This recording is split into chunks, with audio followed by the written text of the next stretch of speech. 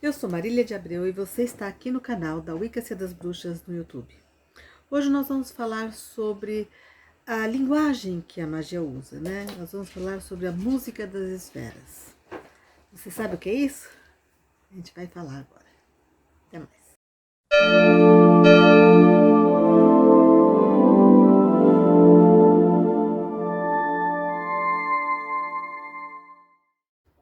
Olá! Hoje nós vamos falar sobre a linguagem que a magia, a bruxaria utiliza. A gente vai falar sobre a música das esferas. Os antigos, isso desde a Babilônia, eles sempre tiveram uma percepção de uma sincronicidade existente entre os ciclos celestes, entre os movimentos dos planetas que na época eram visíveis, né? E eles sempre tentaram entender como aqueles movimentos sendo uma mensagem divina, né? Então, e também procurar adaptar essa mensagem, tentar entender, associando com os eventos que ocorriam na Terra, qual seria essa vontade divina, como que obedecer, ou como entender e também poder agir e se prevenir em relação a alguns ciclos, né? A partir disso, surgiram as leis da agricultura, né? Quando você sabe a hora de plantar, a hora de colher, né? A hora de colher pedras e a hora de espalhar as pedras, né? Você está entendendo já algum desses ciclos. Quando você entende que as marés, a fertilidade da terra, os momentos certos para poda, para semear, para colher, você está entendendo que você está se sincronizando com os movimentos celestes. E se hoje a astrologia está mais relacionada com o misticismo, naquela época ela foi a primeira ciência, quer dizer, a astronomia, como hoje é vista, ela não teria função na antiguidade, porque na antiguidade a ideia era você entender, era um outro momento também, né? Era a ideia de você as pessoas estavam se sentindo impotentes diante da natureza e elas procuravam estudar a natureza e correlacionar o que elas entendiam com aquilo que estava acontecendo para elas poderem replicar, para elas poderem saber a hora de plantar, a hora de colher, a hora de fazer as coisas, o que pode acontecer, como se prevenir em relação a algumas coisas, enfim.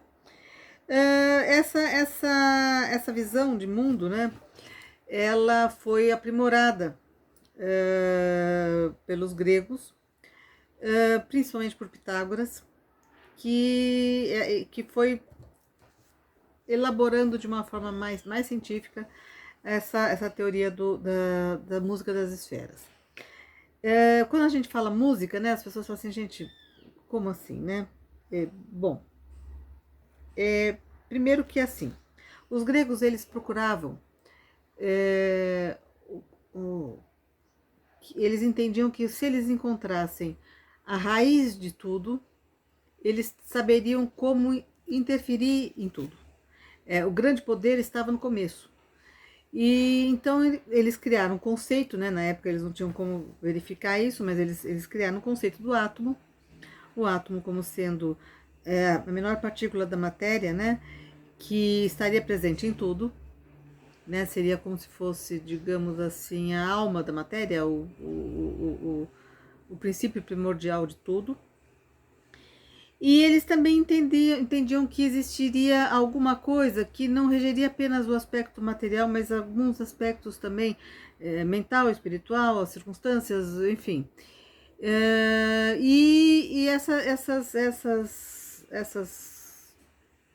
Esses conceitos primordiais, eles só conseguiam encontrar uma ciência que pudesse trazer essas respostas, e era a astrologia. O Pitágoras ele resolveu então estudar isso. E ele correlacionava os movimentos dos planetas, a periodicidade dos movimentos dos planetas.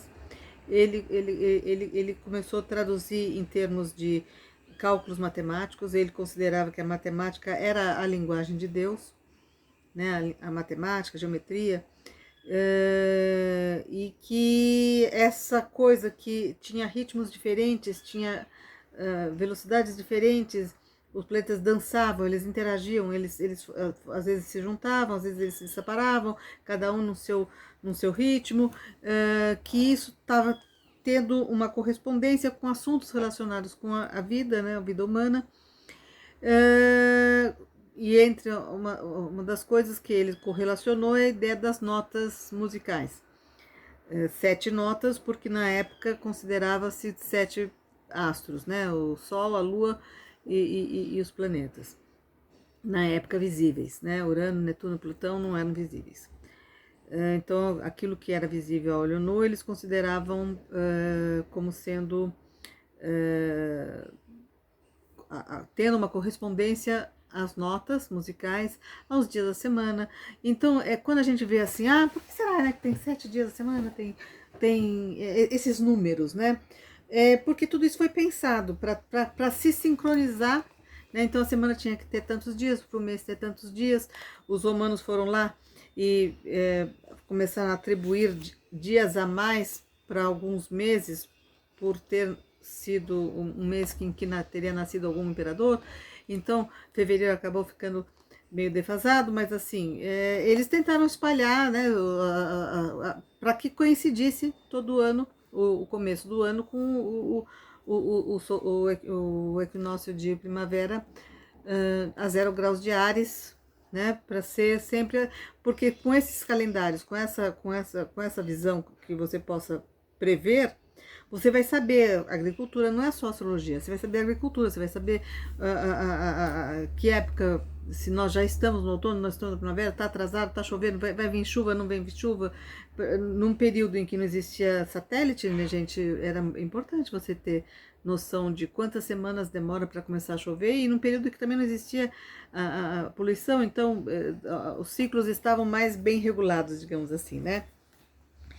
E eles percebiam que o que existia de bem tinha a ver com a harmonia que os planetas criavam, em posições de ângulos favoráveis, e o que existiria de ruim seriam períodos em que esses planetas estavam correlacionados de uma forma negativa, normalmente com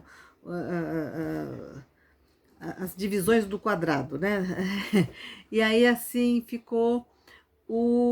foram criadas as ideias de que a harmonia, ela tem a ver com uma harmonia.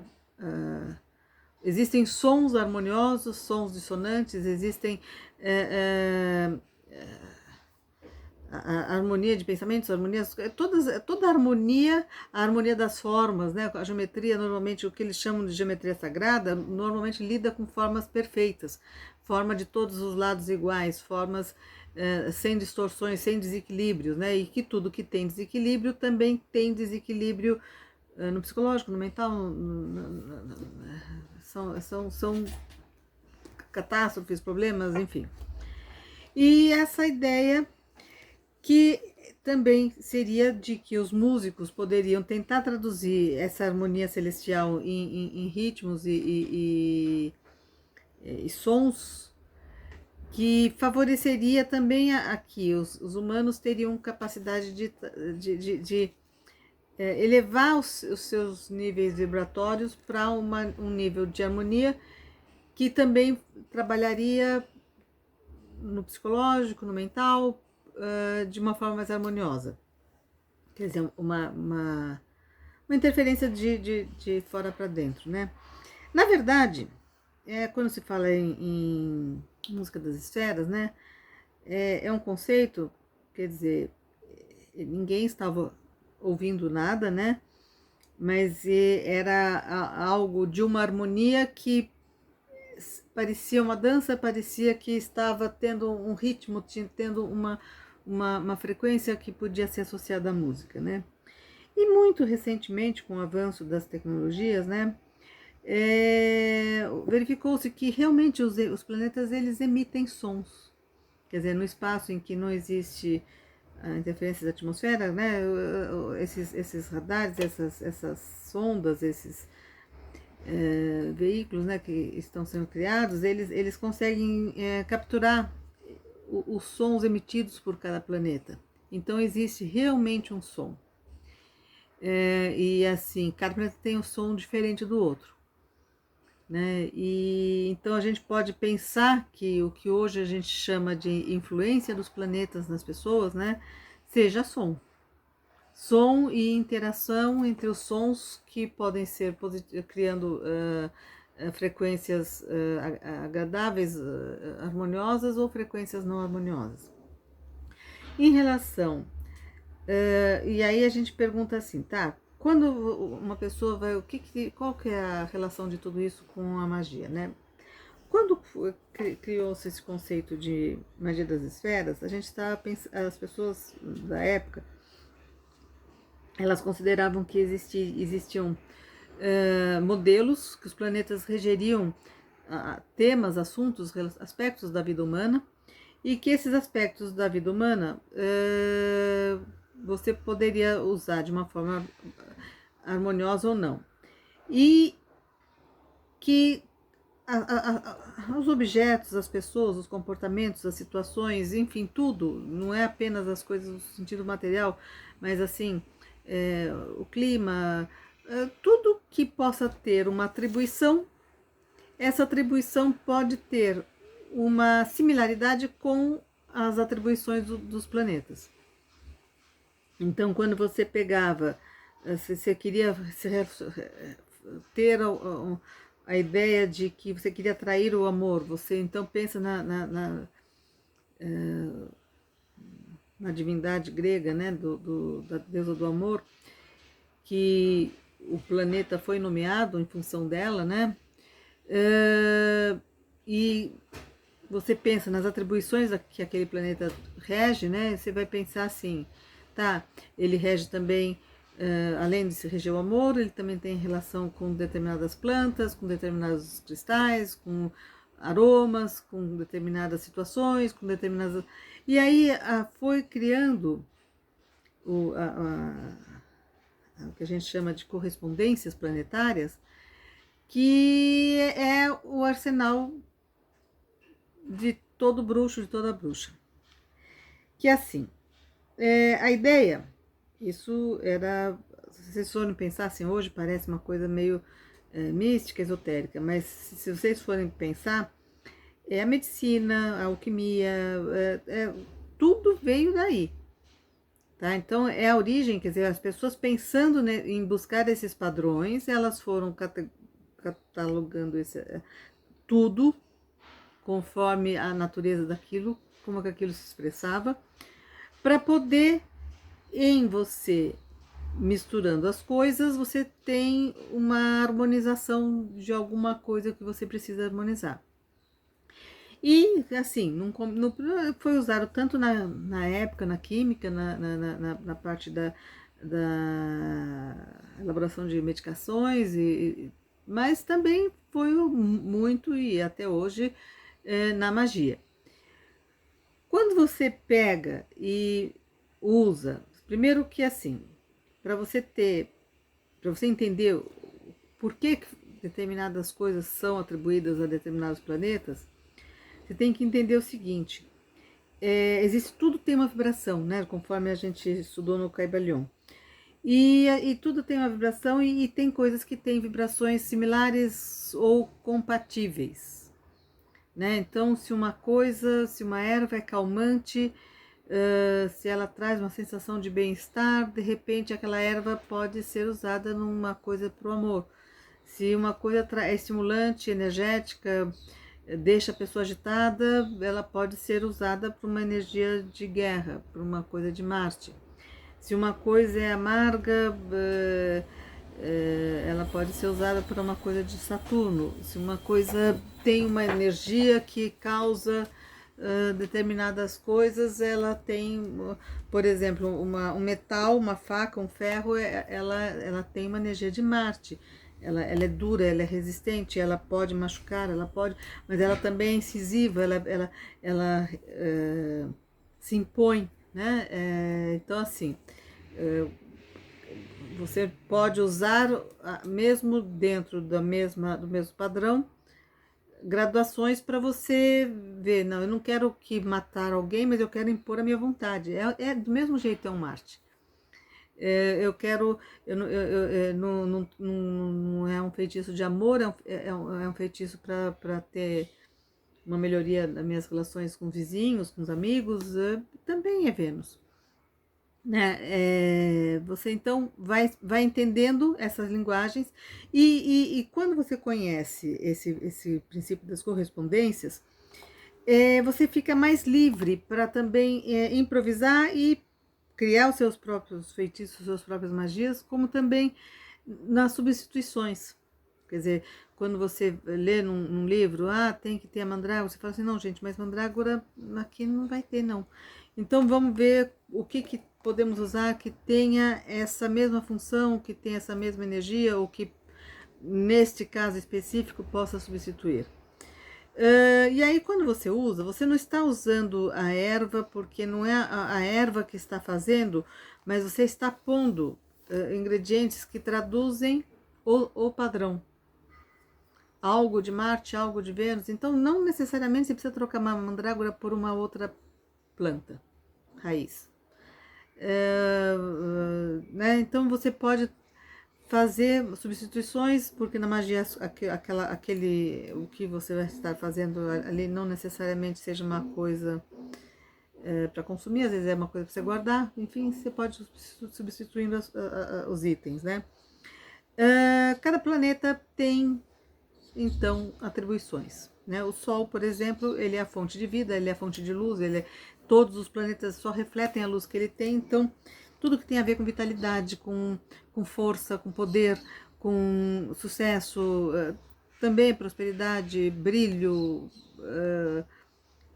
no caso não é só sucesso, é quase uma notoriedade, né? O Sol chamando a atenção, tudo tem a ver com o Sol, né? Tudo que tem a ver com emocional, com família, com assuntos femininos, com ter filhos, gravidez, os ciclos femininos também, você pode associar com a Lua, né? Maternidade, educação, enfim. Quando você pensa em Mercúrio, você está pensando na comunicação, na inteligência, nas sacadas, né? Naquela coisa de ágil, aquela mentalidade ágil, negociação, viagens curtas. Quando você pensa em Vênus, você está pensando no amor, mas também em você conseguir é uma capacidade de atração inclusive de recursos para as coisas que você gosta, né, de ter o prazer, ter a alegria, de se relacionar bem com as pessoas, de harmonizar com as pessoas. Quando você fala de Marte, você está falando de se impor, da assertividade, da capacidade de impulso, de energia, de garra, de lutar, de conquistar, de vencer. Quando você fala de Júpiter, você está falando de uma sensação de plenitude, de expansão, de crescimento, de sorte. Quando você fala de Saturno, é o contrário, você está na hora de restringir, de conter, também proteger e segurar. Né? Quando você fala de Urano, você fala do repentino, do inovador, do criativo, da autoexpressão. Quando você fala de Netuno, você fala de uma situação parecida com a de Vênus, mas no sentido mais elevado, porque seria um amor mais divino, um amor mais altruísta. E criatividade, arte, também como Vênus. Quando você fala de Plutão, você fala da transformação, mas uma transformação que às vezes passa por uma destruição, por um desgaste, por um sofrimento, é uma transformação para que as coisas sejam recriadas em novas bases, né? E que é o que também representa o princípio da morte. Então, quando você vai entendendo que vão existir cores associadas a cada planeta, vão existir situações, vão existir pessoas, vão existir aromas, cristais, ervas, enfim, muitos atributos ligados àquelas atribuições, e que o bruxo, como maestro, cria uma sinfonia como se estivesse pegando de cada planeta um significado e vai conduzindo a magia no sentido de estar recriando na Terra algo que ele quer que se manifeste. Aquela coisa do assim na terra como no céu, acima como embaixo, é presente em diversas culturas. A ideia de que uma coisa está abençoada porque tá ressoando uma coisa que tem em cima e embaixo, né? O pequeno e o grande, macrocosmos, microcosmos. É importante, tá? Então, quando você for fazer uma magia, pegar um livro, pegar um feitiço de site, enfim, tenta buscar um pouquinho mais sobre o porquê daqueles itens, né? E assim, é importante que a bruxa, quando ela vai realizar um feitiço, uma magia ligada à magia planetária, que ela tenha tido o contato com essas energias planetárias.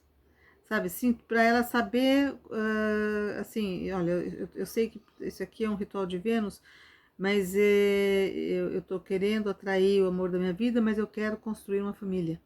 Então tem que ter uma coisinha de lua também. Eu tenho que lutar para que dê certo, porque afinal de contas tem pessoas contra esse relacionamento. Então vamos pôr uma proteção, vamos pôr uma defesa. E aí você vai coordenando e você vai tendo subsídios para poder estar criando, né?